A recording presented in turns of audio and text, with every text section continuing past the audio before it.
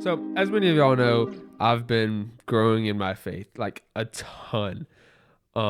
This is my purpose in life. Like the thing with faith and having religion, and I'm not an expert, and I won't claim to be in Islam or Buddhism or Hinduism. Like I'm not an expert in any of those, and I'm not an expert in Christianity either. But obviously, Christianity is the religion that I think is the one true religion, and all the evidence points to that in my eyes.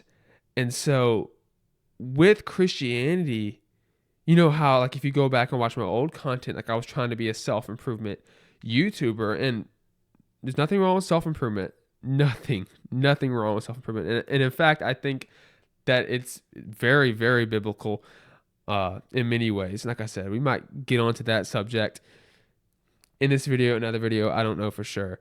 But like I said, I used to be this self improvement YouTuber for the reason, like, why was I doing self improvement? It was because I wanted to have a purpose in life, because I didn't feel like I had a purpose in life. And so I would have a purpose, but then it would change almost sometimes weekly. Like one week, this would be my purpose, and like, oh, I think this is my purpose, because I didn't have like this purpose that couldn't be removed, like this purpose that I just had. I had to like make up a purpose for my life or find the purpose for my life. But with Christianity, God gives me a purpose. My purpose is to love him with all my heart, soul, and strength, and then to love my neighbor. And so that is my purpose. Like if anything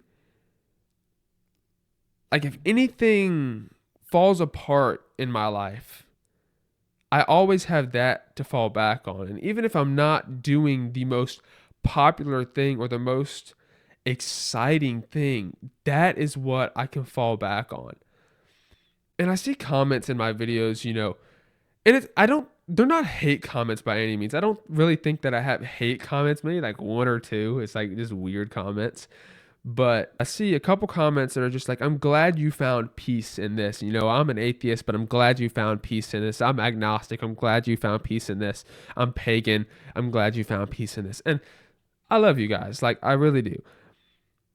But I just really wanted to clear this up, because it wasn't really bothering me, but I wanted to make this clear that I am not becoming a Christian for peace. Like, I wasn't an atheist, and then my brain was so messed up that I was just like, I gotta have peace. And then I started searching for things, and Christianity just gave me that peace. Like, it did, but if Christianity wasn't real, if the evidence didn't point to Jesus being real and rising from the dead, I wouldn't want to believe in him if it gave me peace or not. Because I just want to live in reality. Like, I just want to live in reality, and I want to know the truth to things. I don't want to be living a lie. And so I'm not just seeking after peace, right? I'm not just seeking after peace. I am now a Christian because the evidence pointed to Christianity and Jesus being reliable. Not to Christianity. I don't worship Christianity, and Christianity is a label, like people back in the day, back in Jesus' time, they didn't call themselves Christians. It was just living in the way. And sometimes I have to remind myself of that. And I think it's kind of a powerful thing. It's just like, live in the way. Like, this is the way. Because Christianity has done horrible things, like the Crusades and the Salem witch trials. And it's just like, that's Christianity. That's not Jesus. That's not God wanting that to happen. He allows it to happen because we have free will. But that's not what he calls us to be. That's Christianity being abused. I don't follow Christianity. I follow the teachings of Jesus Christ.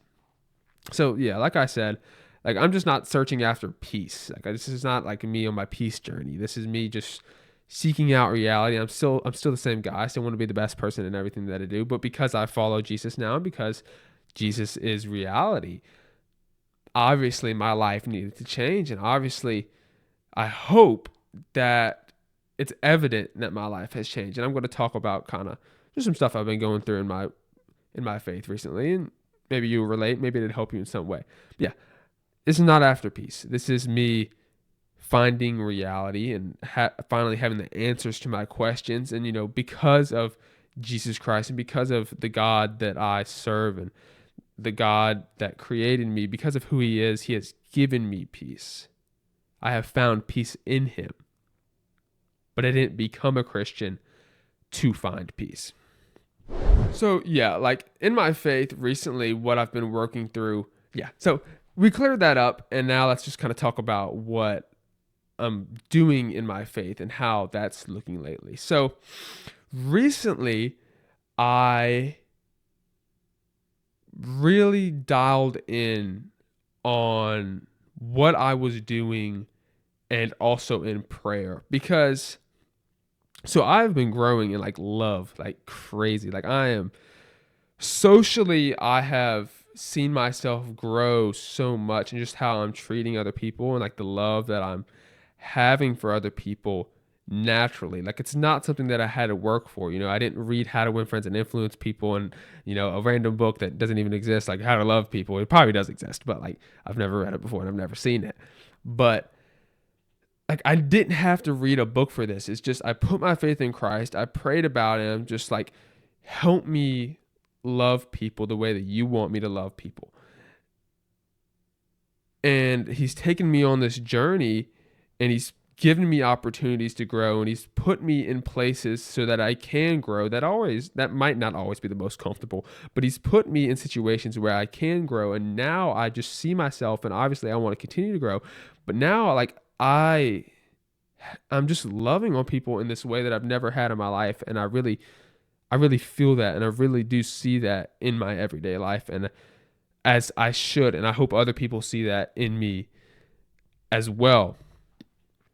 But recently, what I've been dealing with is finding time to really sit and pray deeply. Because it's not like I'm not talking to God, and it's not like I'm not praying, because I pray throughout the day. But a lot of the times, prayer can literally just be a thought that I think, like, God, please help me in this scenario. God, if there's a person here, like, help me, or just like reveal them to me so that I can do your will and your work here. And, it's just like a quick thought. And that's good. Like you should definitely have that. Just little moments throughout the day should be talking to your Father. But you also need to have time where it's just deep sessions. Like you literally just sit down, and it's like a phone call, bro. It's like a phone call. Like you call your Father and you talk to him. And when you really start praying and you really actually start having a relationship with God, you're not just asking him for things. And obviously I'm asking him for certain things, but it's not like things of this world. Sometimes it is, very rarely, because I find that to be, it's very selfish, and it cannot be very godly, because it's like, if you're just like, why are you asking? Like if it's for a righteous reason, like God, I really need a car, and it's like, I want this car so that I can drive to church, or so like, God, I want this car because I really want to go on this missionary trip, but I just don't have any other way. Totally chill, bro. But like if you're asking for a car so that you can drive to the club, it's like, you know what I'm saying? So obviously, like, it's okay to ask for things in life because God knows like you need these things, but God will provide. In Matthew 6:26, I have it written down on this whiteboard here. God talks about, he provides for the birds, and how much more valuable to him are you than they are. And he's like, how much more will he provide for you? He feeds the birds, and they don't store up food in barns, but still he feeds them. And it's like, how much more valuable are we to him than birds? Of course he will provide for us. And it's just like, you got to have faith in that. And so, yeah, I go off on tangents in these videos, and I just hope that maybe the tangents lead into something that you need to hear. But like I said, I've been just trying to find time to have these deep sessions. Because, and the way I justify it is, I'm doing work for the kingdom every single day, and it looks different every single day. But like I said, recently I've been trying to do the cinematic video. And obviously, it was work for the kingdom. It was trying to reveal these questions that people have about Christianity and the questions and the answers.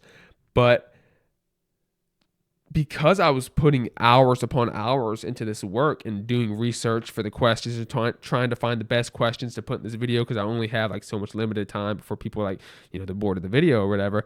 And I would justify it as like, oh, well, I'm doing work for the kingdom. And so maybe I wasn't reading my Bible. I wasn't. And then like I wasn't praying as much as I was. And obviously, like, this isn't condemning me to hell by any means. I still had a relationship with God. I was still praying every day.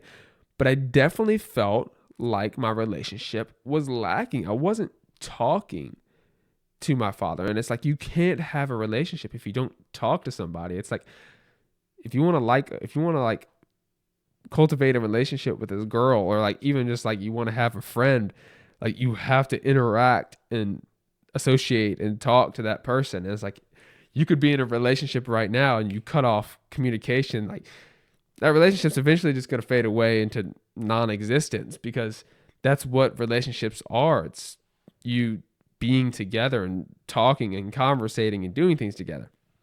And how I do that is through spending time in God's word in the Bible, which he has given us, and reveals his character and who he is to us, and gives us so many examples of people just like us through like Abraham and Job. And I really, really love Job. It's probably one of my favorite books in the Bible.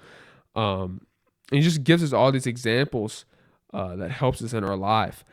And the Bible's amazing. And reading your Bible and prayer are very similar, and they're really the same thing, with very little differences. And so they're about equal. And so I really wasn't doing it. I went a couple of days where I didn't read the Bible completely. And it's like I was still praying, but the prayers weren't deep. You feel me? And so I was just battling that. And like I said, I was justifying it because I was doing work for the kingdom. Well, I was praying about it because I was like, God, I want to have time with you. I want to pray. And it's just like, I was really blaming it on social media. And social media is something that I'm working on like crazy. Instagram, YouTube Shorts, all this stuff. Like, it can be so, so good at times and so, so bad. Like, YouTube Shorts and Instagram Reels are pretty much purposeless for me. I hardly ever learn anything from those videos. It's really just like, I just got out the gym. My brain's already fried. Let me scroll through YouTube Shorts and like just relax, And it's okay, but some of the stuff that you see on these things are just totally ungodly. Like, it doesn't bring me any closer to God. And it's like, why am I doing it? And so that was taking like crazy amount of time. I've cut back on it some. I'm still working on that. It's just these things pulling my attention away from what I really need to be focusing on.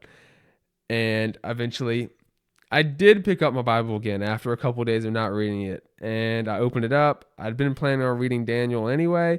Open it up and I start reading Daniel. And it's crazy, bro, because I was reading. And then I get to the part where it just says, and Daniel prayed 3 times a day like he did every day. And I don't know, like, I don't know why that did something for me. But like when I heard that Daniel was praying 3 times a day like he did every day, it was just like, I want to be like Daniel, you know what I'm saying? And so like, it was like easy for me. It was like it flipped a switch in me for the weirdest reason. Like, I don't know why that did it, but like ever since reading that, I've been praying 3 times a day. Deep prayers alongside just like me thinking and like, randomly asking God for this, like in the moment. And the way I interpret it, because I was just thinking about it, it's weird. It's like, why did that do it for me? Like, I've been praying about it and all that. Like, why did that like literally just like make it happen? And I really just feel like, like I have to just seek out God and like what he's given me. And you can't just sit there and ask for a miracle, because the Bible literally talks about just like, don't ask.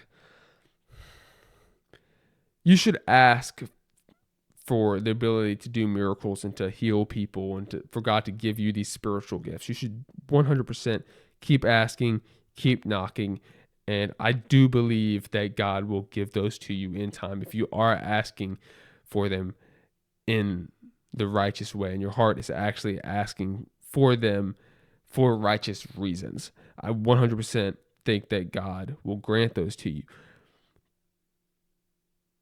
But you know how like a lot of people, they go to the Bible and they like Russian roulette and they open it up trying to find like that magical verse. Like you just open it up and you read the first verse and that's like a magical thing. It's just like, that's what I needed, you know? Sometimes God will work in that way, but you should not expect that. And you should not just sit there and wait for a miracle. Don't just pray and like, God, I'm not going to do anything until you come and speak to me right here, right now in an audible way. That's pretty arrogant. You know, God doesn't have to do that, bro. Like you're literally like, you're clay that God took and molded and like breathed life into you. And then like, here you are. Like he doesn't have to do anything for you and he doesn't have to come and talk to you. And obviously you should want that. You should ask for a really close relationship with God like Moses had where he literally went and talked to God audibly. But don't be so arrogant and be like downcast if that doesn't happen because God doesn't have to do that, buddy. But use what he has given you and he has given us his word in the Bible. And it's like, seek him out there. Seek and you shall find. And I found. And kind of just what I took from that is like, use what God has given me. Ask for miracles and ask for these wonderful spiritual gifts. But they will come in time and they might not come. My camera stopped. And they might not come in your time. But while you're waiting, use what God has given you to find out what you can about him. And I don't know. That's just kind of what I worked through in that. And it broke me through it. Reading that part in Daniel, whatever that did for me, I'm now praying 3 times a day. So that's goated. Oh yeah. And just like being confident in like talking about the Gospels and being confident in talking about your faith. Like that's something that I know a lot of people struggle with. And because of self-improvement and what I've done, this is why like I 100% think people should be doing self-improvement throughout their entire life. And God like calls us to like be a good steward of what he's given us. And like because you affirm what God has given us, is like you're obviously going to take care of the body that he's given you, and you're obviously going to take care and want the best knowledge and want wisdom. And it's just like self-improvement. Like religion supports self-improvement. That's just kind of what I wanted to say right there. But like because of self-improvement, because of what I've done on myself and also through God working through me, like this is not just me and I never want to, but because I have worked on myself, and worked on my social skills mainly, I don't feel like I struggle too much with like confidence when it comes to sharing my beliefs. And a lot of that has come through practice. Like I think it was like a week ago, might have been 2 weeks ago. Now I not really preached. I just shared my testimony on stage for the first time. And that was a big deal for me. I'd never talked in front of a crowd before. It was like 50-ish people, maybe more, maybe a little bit less. But either way, it's like still a good amount of people sitting in front of you. I'm the only one on stage with a mic. I don't read notes when I do this stuff, so I'm like literally just like freehanding it, like off my mind. And I did good. Like everybody said I did good. Like I didn't stutter. Like I preached the message fluently. And I think that's because of all the practice that I've had, right? If I hadn't have been doing YouTube and if I hadn't have been really practicing on this all this time, I don't think I would have done as well as I did, obviously, because I have put in hours on my speaking and on articulating things off my mind. So I probably did better than what most people would have done. But when it comes to like one-on-one stuff, especially talking to like friends, it can be very intimidating because it's a very vulnerable spot, especially like with friends, because friends these days, these days, but no, like obviously, like friends can, they pick, and I do believe that it's in a loving way most of the time. Like if you're real friends, like they're not just going to try and tear you down, and if they are just trying to tear you down, it's like probably not your friends, okay? But it's just vulnerable because they say things that can sting a little bit sometimes. I don't know exactly how to put it, but you just have to put yourself out there, you know? And recently I've really been doing that for the first time in my life. And it's just crazy good responses time after time again. Like, and I'm actually doing stuff for people. Like, I'm actually helping people.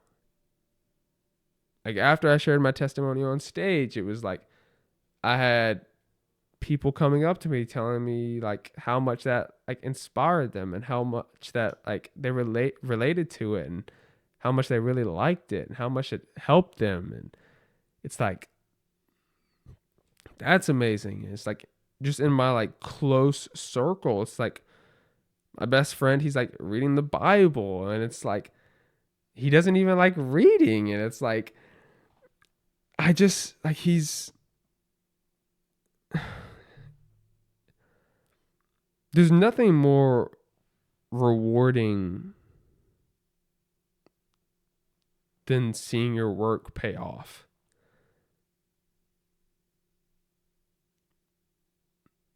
And then when I'm actually being vulnerable and I don't actually know if it's doing anything, and I start actually talking about God in my everyday conversations,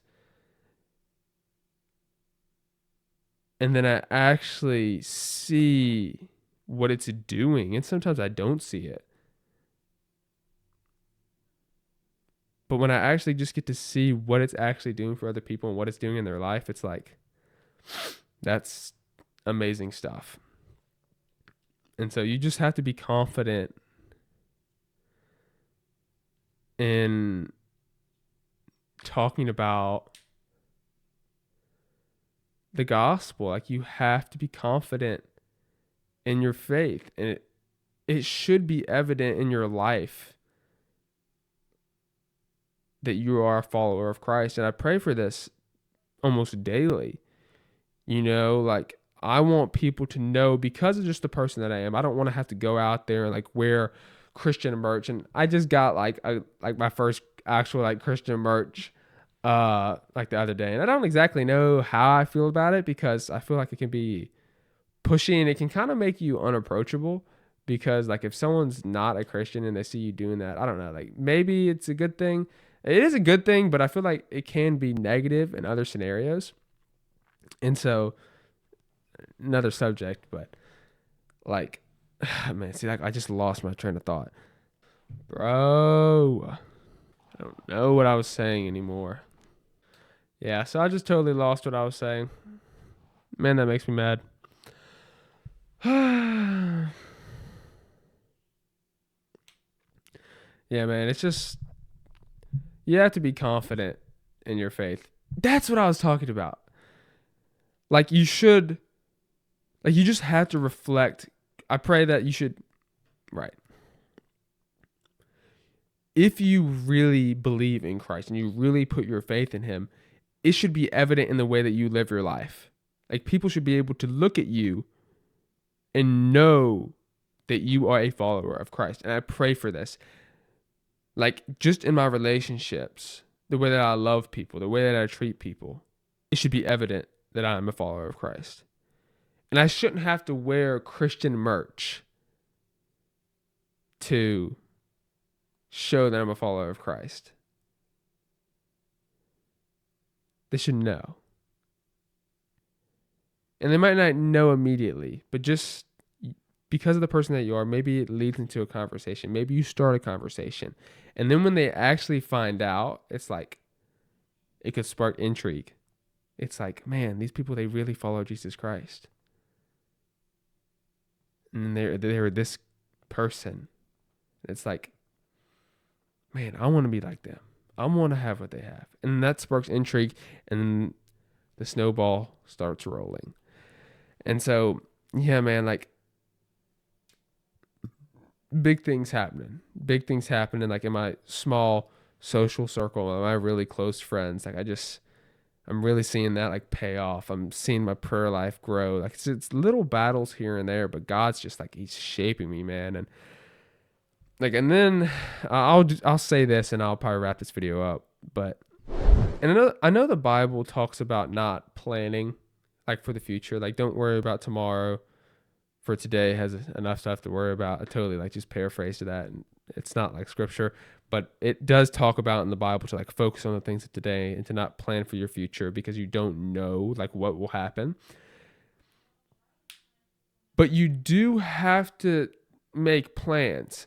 But what the Bible is talking about in this scenario is like don't not make plans, but don't worship the plans. Don't be so stuck up in the plans that if you really feel like God's coming in and he's calling you to do something else, that you don't like tear up the plans in half and like just go with what he wants you to do. Like you have to be able to compromise. But like I said, like you have to make plans as well. So this is my plan right now. This is where I really feel like God is calling me to do. And like I said all that before to be like, if I feel like that's not the plan when the time comes, it's not the plan. But this is what I feel called to do right now. And I'm going to get vulnerable. So let's go.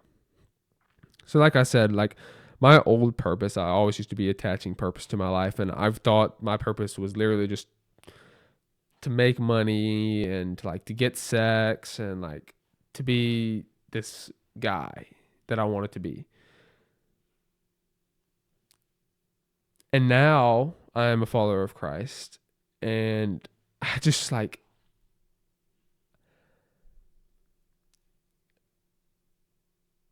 and I'm going to say this in the least arrogant way possible. I feel like I'm called to do something that most people don't do. Like I'm called to be different from the different people. I know there's a lot of hate out there about Gen Z. Like Gen Z is this weak generation and we all need therapy and all this stuff. And some of it's right. But I feel like God is going to do something great with my generation. And I don't know why I feel this way. Like the stats point in a different direction, but I feel like there's going to be revival in my generation. And I feel like when the time comes, we're going to step up to the plate. And like I said, I'm going to say this in the least arrogant way possible. I feel like I'm the guy that has to start that. Like, I feel like I'm the guy that's the spark that lights the fire for my generation, for the revival of Gen Z. And I don't know how that's going to happen, but I just feel like that is what God is trying to reveal to me. Like he's made me into this person who wants to be the best at anything that I do. He's made me into this person who has this voice. He's made me into this person who's given me this drive to want to be something great, to push myself. He's given me every talent, every spiritual gift that I need to be that person that I see myself being. And the only thing that holds me back from being that spark that lights the fire is the choices that I make and if I step out in faith or not. And I know that's like crazy big claims that I just made. And there's probably people in the comments that are like, yo, look at this guy. You know what I'm saying? But like, that is what I feel like I have to do. And you're like, how are you going to do that? So, what I feel like right now, this is what I see right now. I want to buy a van.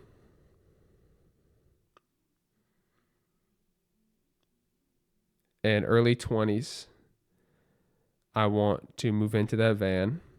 And I'm hoping and I'm praying that at this time, my YouTube career will have kickstarted into like actually being monetized, and maybe I'm making some money at this point in time. And like I said, I have to have faith in knowing that God's going to provide, because I don't exactly know what it's going to look like. I'm going off no blueprint. I've never seen anybody that does this or talked to anybody that does this. This is completely me. And it's like, I want to get a van. I want to move into that van. I want to document everything.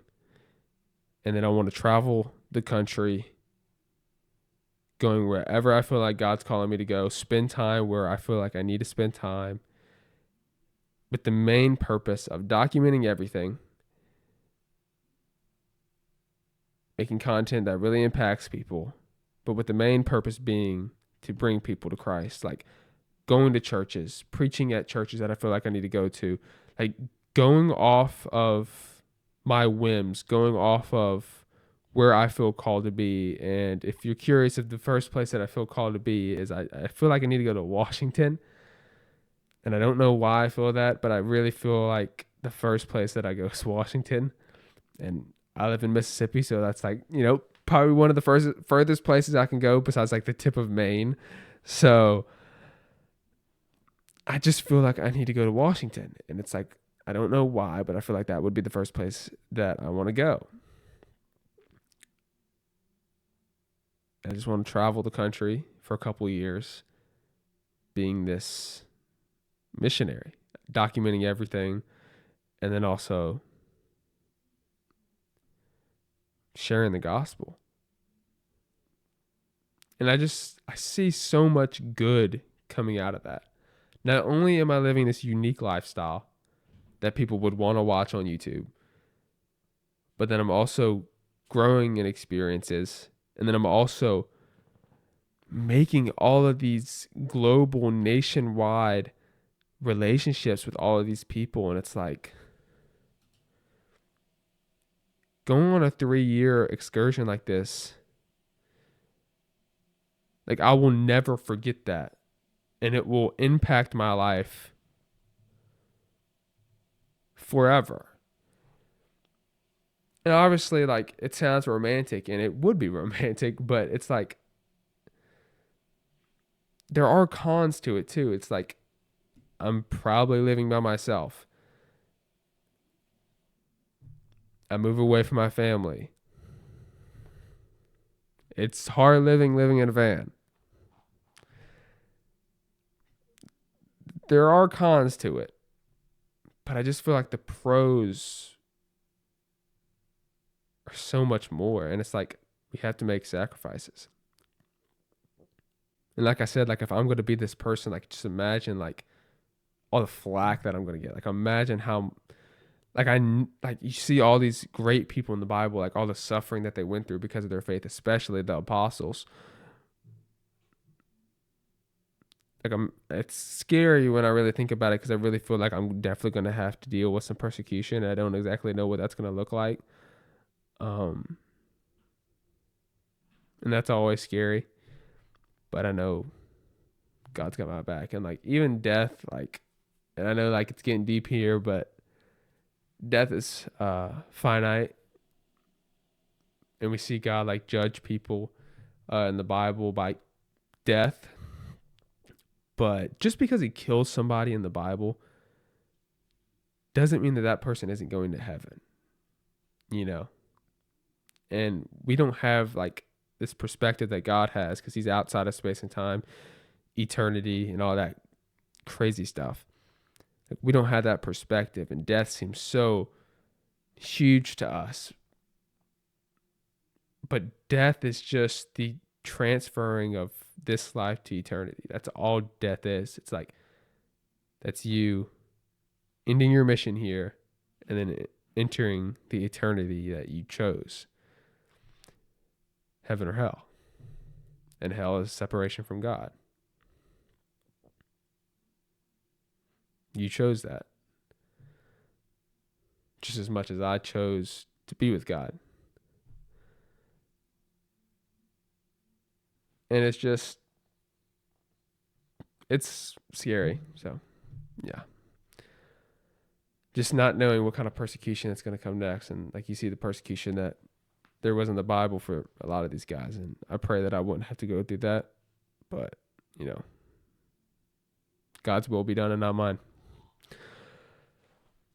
So that's kind of what I've been doing lately, what I've been thinking about, what I've been doing for the kingdom, just making the content that I know I need to make on YouTube. And I keep telling myself that I don't want this to only be a Christian YouTube channel, but I think it's just going to be evident, like in every single one of my videos, just because of like the love and the faith, and just because it's such a huge part of what my life is now, is like serving the Lord. It's like every video is going to be having this now, and a lot of the content is probably going to be geared toward this, just because like this is what is on my mind 24/7 pretty much. Like this is my mission, this is my purpose. So obviously the content is going to change a little bit, but my dream would be to have like a genre, 3 different genres. So I have my cinematic movies, because I do want to get into like some cinematic content creation, my movies and stuff.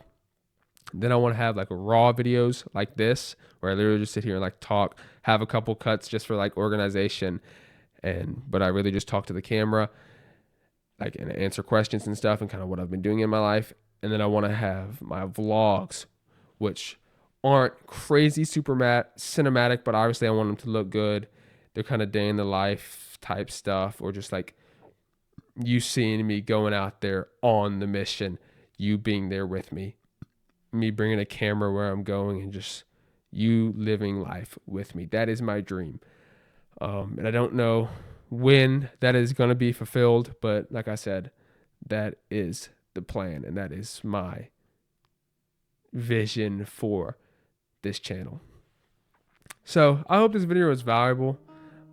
Like I said, it's a raw video, but some stuff obviously is going to be cut out. Like as of right now, I've been talking for,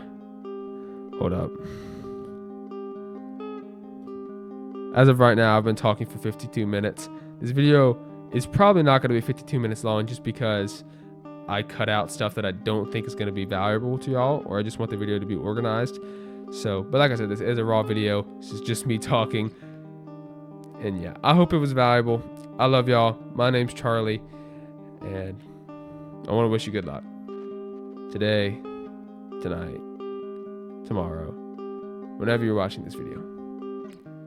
I'll see you.